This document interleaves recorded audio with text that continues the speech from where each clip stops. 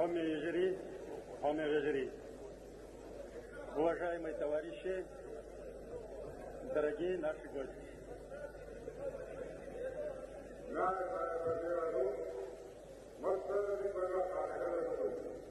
Я искренне поздравляю вас и себя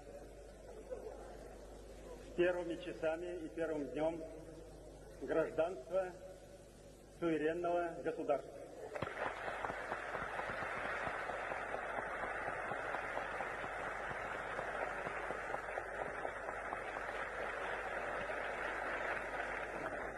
Декларация принята, и я при полном убеждении, что если даже у кого-то появится мысль противиться этому, то это будет потенциальный противник нашего народа.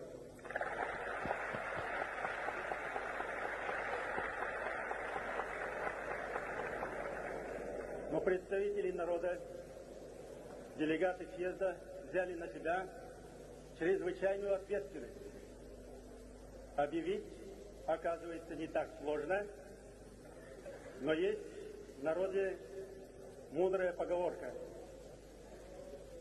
кинжал без нужды не виноват, вынул, применяй.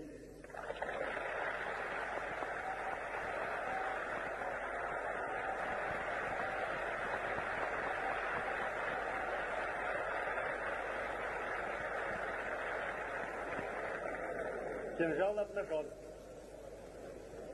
Теперь нам надо подумать, как обустроить суверенное государство. Это чрезвычайно ответственный и сложный процесс. И хотел бы предостеречь соотечественников, что самый опасный период возможных провокаций, лишения разума отдельных людей, доводящих до кровопролития, именно наступает сейчас. Для этого есть достаточные силы. Здесь выступающий молодой человек выразил как опасность ввода танков. Танк не опасен, он виден, под него можно лечь, с гранатами взорвать.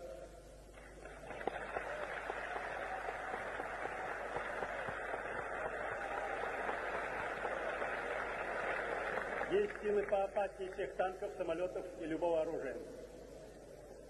Семиэтажные здания, которые стоят на следующей улице, если даже в каждом кабинете из них сидит один человек, можно себе представить, какие силы для этой республики. Ни в одной союзной республике нет такого потенциала, даже по зданию, наверное, еще и вниз, в земле пару этажей.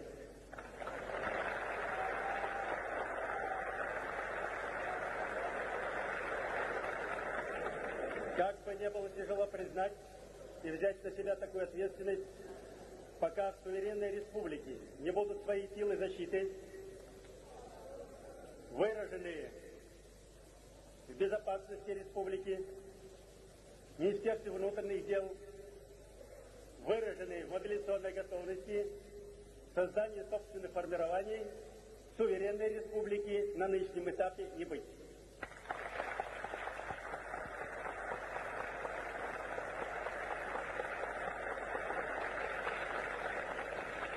Это подтверждает ход событий, развернувшейся борьбы во всех регионах. И, как здесь было сказано, теперь надо действовать и помощи извне не ждать.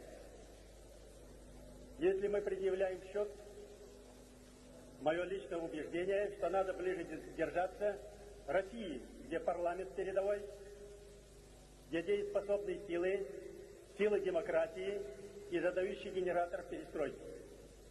Союзному ведомству предъявить все счета, о которых мы говорим, по ущербу, который понес наш малый, бедный народ на этой земле.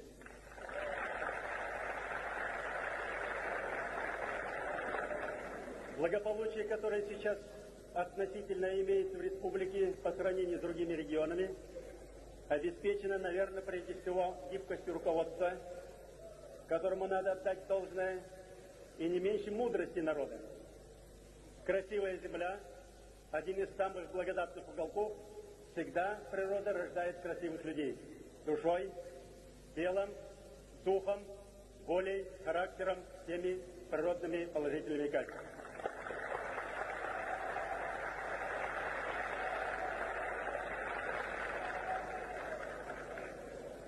Когда много говорят, я бы просил соотечественников не обращаться к славе прошлого. О них, об этой славе сказано лучшими людьми России из всех стран мира. Когда мы сами об этом много говорим, это значит, духовный потенциал нынешнего поколения иссяк.